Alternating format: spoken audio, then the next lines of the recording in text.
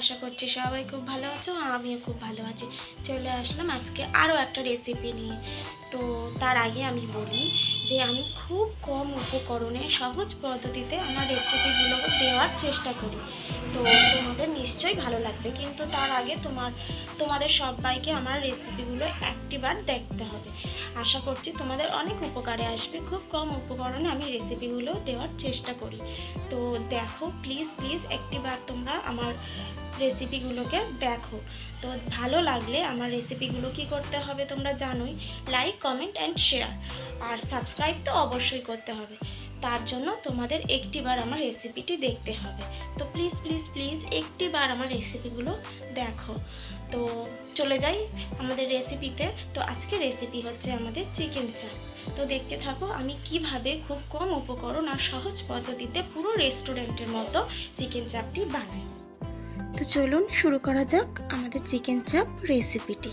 তো প্রথমেই আমি একটা কড়াই বসিয়ে কড়াইটাকে গরম করে নিয়েছি। কড়াইতে দিয়ে দিলাম এলাচ আর জায়ত্রী।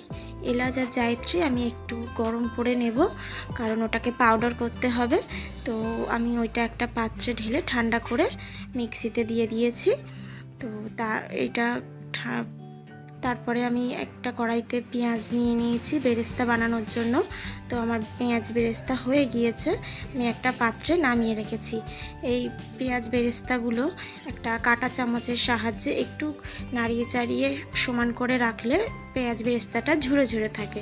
তারপর আমি কড়াইতে ওই সর্ষের তেলের মধ্যেই আমি কাজু বাদাম দিয়ে দিয়েছি। একটু লাল লাল হয়ে গেলে আমি 2 চামচ মতো পোস্ত দিয়ে দেবো। আমি এখানে জেকে পোস্ত ব্যবহার করেছি, আর পোস্তটা সবটাই দিয়ে দিয়েছি, ওইটা 2 চামচই ছিল। কাজু আর পোস্তটা লাল লাল হয়ে গেলে আমি যে পেঁয়াজ বেরেস্তাটা করে রেখে দিয়েছিলাম সেই পেঁয়াজ বেরেস্তা আমি এখানে পরিমাণ মতন দিয়ে দেব।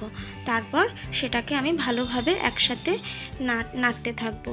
একটু ভাজা ভাজা হয়ে গেলে, একটু নাড়া হয়ে গেলে আমি এতে জল দিয়ে দেব। জলটা একটু ফুটতে দেব, ততক্ষণ আমি রেখে দেবো। এটা বেশি ফোটাবো না, অল্প একটু জল মরে গেলে তারপরে আমি নামিয়ে দেব একটা পাত্রে। এটা ঠান্ডা হওয়া পর্যন্ত আমি অপেক্ষা করব, তারপর এটাকে মিক্সি করে নেব। আমি তারপরে মাংসগুলো ম্যারিনেট করার জন্য মাংসগুলো আমি আগের থেকেই ধুয়ে রেখেছিলাম। আমি এই ম্যারিনেটের জন্য প্রথমে 1 চামচ রসুন দিলাম, তারপরে 1 চামচ আদা, তারপরে আমি দিলাম 1 চামচ লঙ্কা বাটা, তারপরে আমি দিলাম এখানে পরিমাণ মতন লবণ। তারপরে আমি এখানে ওই যে মিক্সি করে রাখা ছিল এলাচ আর জায়ত্রীর গুঁড়ো, সেটা আমি 1 চামচ দিয়ে দিয়েছি। আর আমি টক দই দিয়েছি 2.5 চামচ মতো। দিয়ে আমি এই মিশ্রণটাকে ভালোভাবে মাখাতে থাকবো, যাতে প্রত্যেকটা মাংসের মধ্যে যাতে ভালোভাবে ঢুকে যায়। তার জন্য এটা অনেকক্ষণ ধরে ম্যারিনেট করে রাখতে হবে। আমি এটা আধ ঘন্টার জন্য রেখে দিয়েছি। তারপর কড়াইতে আমি ঘি নিয়েছি। ঘি নিয়ে ফোড়ন দিয়েছি লবঙ্গ আর দারচিনি। তো লবঙ্গ আর দারচিনি ফোড়ন দিয়ে তারপরে আমি এতে আদা বাটা, রসুন বাটা দিয়ে একটু নাড়তে থাকবো। তারপরে আমি এতে দিয়ে দেবো শুধুমাত্র রঙের জন্য হলুদ গুঁড়ো আর কাশ্মীরি লঙ্কার গুঁড়ো। তো দিয়ে আমি এটাকে ভালোভাবে আরেকটু কষাতে থাকবো। কষানো হয়ে গেলে আমি ওই যে পেস্ট করে রেখেছিলাম কাজু, পোস্ত আর পেঁয়াজ বেরেস্তা বাটা, সেটাকে আমি দিয়ে দিয়েছি। তারপর এটা নাড়তে থাকবো। এখানে কিন্তু আমি কোনো জল দেব না। তারপর তেল ছেড়ে দিলে আমি এখানে একটুখানি টক দই রেখে দিয়েছিলাম 1 চামচ মতন, সেই টক দইটা দিয়ে আবারও নাড়তে থাকবো। এখানে আমি কোনো জল ব্যবহার করব না। তারপরে দেখো তেল ছেড়ে দিয়েছে। তারপর ওই ম্যারিনেট করা যে মাংসটা ছিল সেটা আমি এখানে দিয়ে দেবো। এখানে ম্যারিনেট করা মাংসটা দেওয়ার পরে কোনো রকম মাংস যেরকম কষে সেরকমভাবে কিন্তু কষা যাবে না।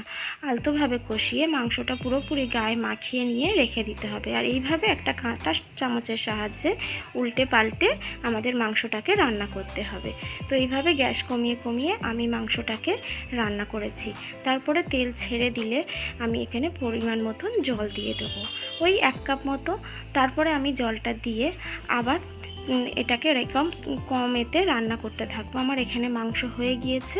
আমি লাস্টে গোলাপ জল আর মিঠা আতর দিয়ে আমার চিকেন চাপ রেডি, নামিয়ে ফেলেছি। তো কেমন লাগলো তোমরা কমেন্ট করে আমাকে জানিও, আর তোমরাও কিন্তু একবার বাড়িতে ট্রাই করে দেখতে পারো। তো দেখা হচ্ছে পরের রেসিপিতে। টাটা।